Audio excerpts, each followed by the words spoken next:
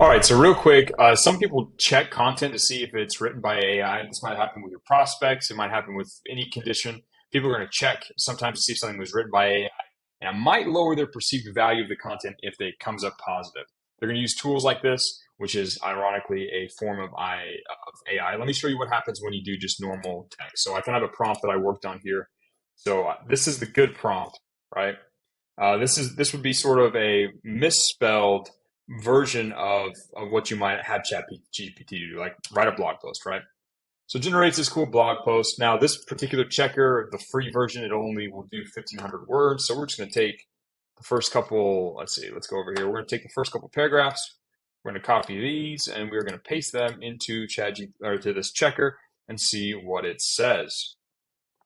21% human-generated content. This is very obvious that this is definitely written by AI.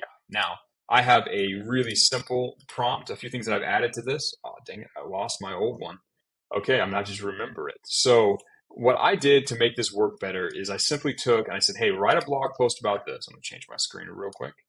I said, and then I gave it a few extra things. Now, this is how to make it sound human, right? And this is going to be kind of like one of the other lessons, but let me show you. You say, you got to assign a voice to it. So make it sound like a tweed jacket wearing professor talking to a group of young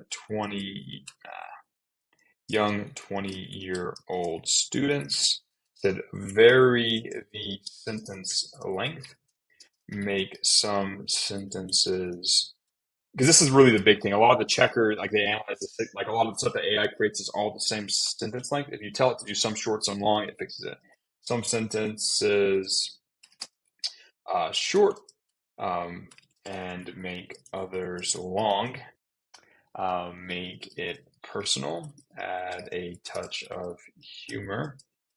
And then this is just a throwaway line, but it seems to work. Make the blog post sound unique when compared to other blog posts.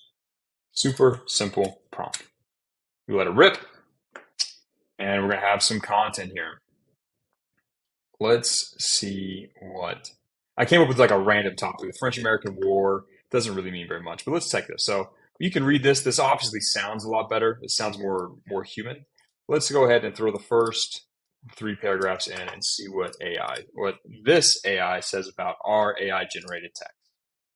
Boom, 93% human generated content.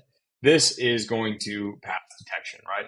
And all that I did is I told it the very sentences. I told it to make it personal. I gave it a speaker and I gave it an audience.